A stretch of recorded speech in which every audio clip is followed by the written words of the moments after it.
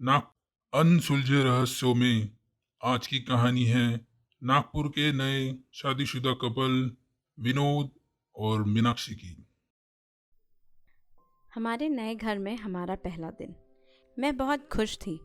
आज विनोद को बाहर खाने का बहुत मन था, पर अब मुझे खर्चों पे कंट्रोल करना था। इसलिए मैंने विनोद से कहा, तुमको आज जो भी खाना हो, मीनाक्षी किचन आपकी सेवा में हाजिर है। Order please. ओहो, क्या बात है।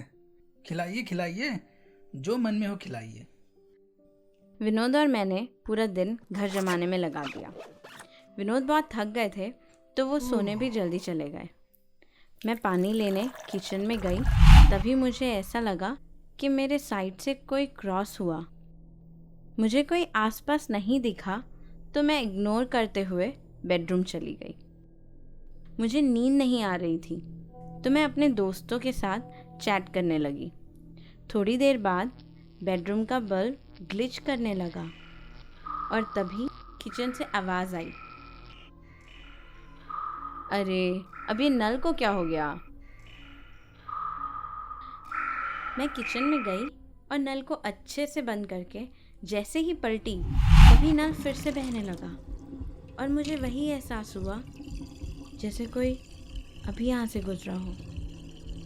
अब मुझे थोड़ा डर लगने लगा, तो मैं बेडरूम की तरफ जाने लगी। स्टेयर्स वुडन फ्लोर का होने के कारण हर कदम मुझे डरा रहा था और मुझे महसूस हो रहा था जैसे कोई मेरे पीछे पीछे चल रहा हो। मैंने जल्दी से बेडरूम का दरवाज़ा लॉक किया और आंखें बंद करके सो गई।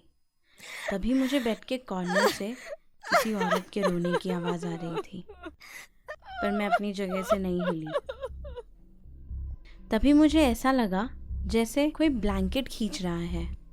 मैं ज़ोर से चीखी, तो विनोद नींद से उठ गए। क्या हुआ मीनाक्षी, तुम चीखे क्यों और इतनी डरी हुई क्यों लग रही हो? विनोद, इस घर में कुछ गड़बड़ है। मुझे कुछ अजीब सा महसूस हो रहा है और आवाज़ें सुनाई दे रही है। मीनाक्षी, ये तुम्हारा वहम होगा।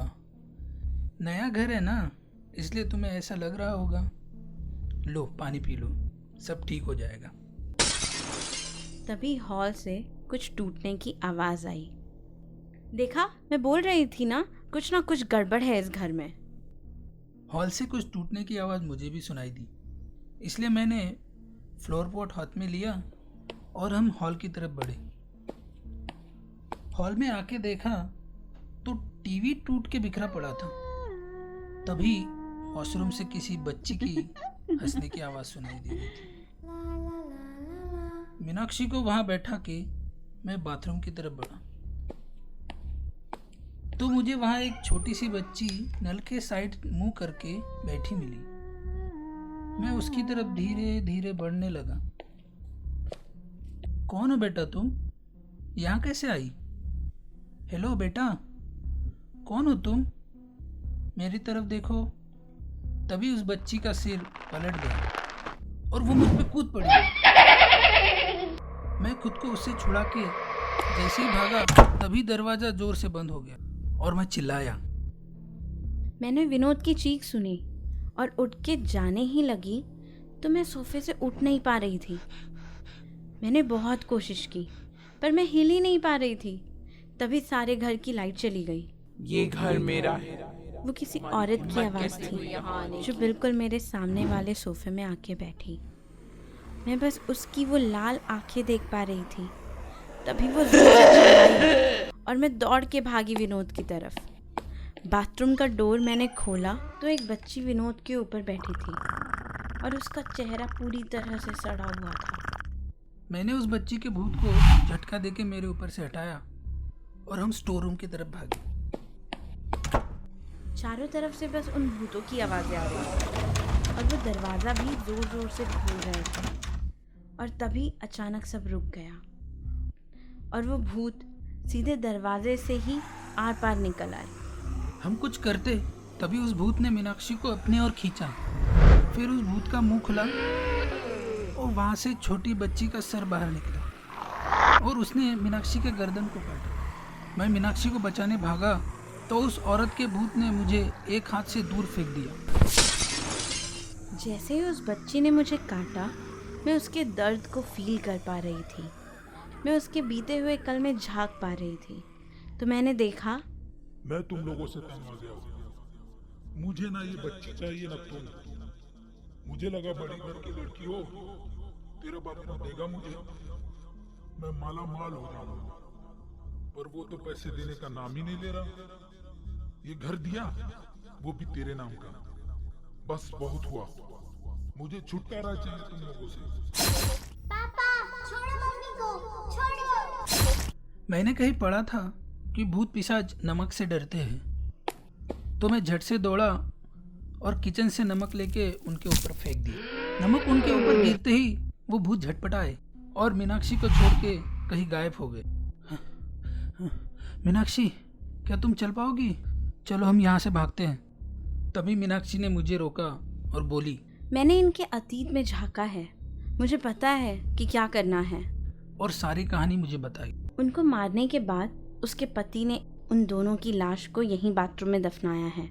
इस औरत और बच्ची के भूत ने उस आदमी को भी मार डाला है। अब ये हर किसी के खून के प्यासे बन गए हैं। हमको बस उनकी लाशों को निकाल के जलाना है, तभी इनकी आत्मा को शांति मिलेगी।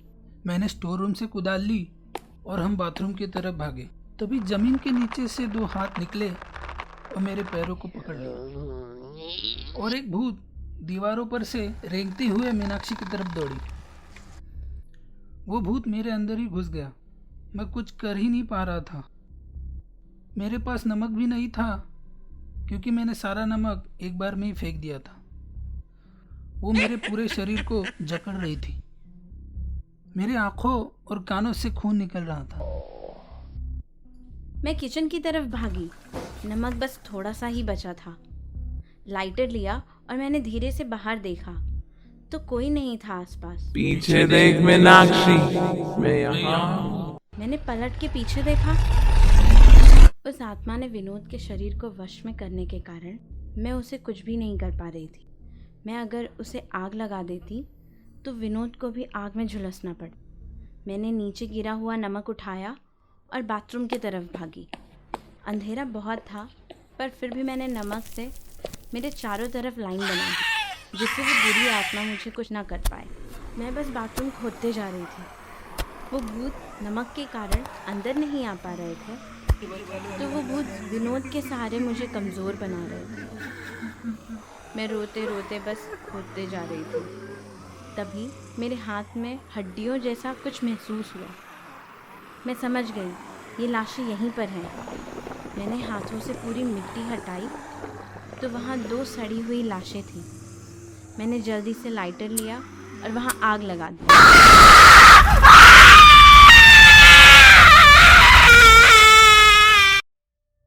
आज पूरा 1 साल हो रहा है मुझे हॉस्पिटल के चक्कर काटते हुए। विनोद आज भी कोमा से बाहर नहीं निकले हैं और ना ही मैं उस भयानक रात से। हमारे सपनों के घर को भी बेचना पड़ा विनोद की लाश के लिए। बस वो वापस आ जाएं और मुझे कुछ नहीं चाहिए।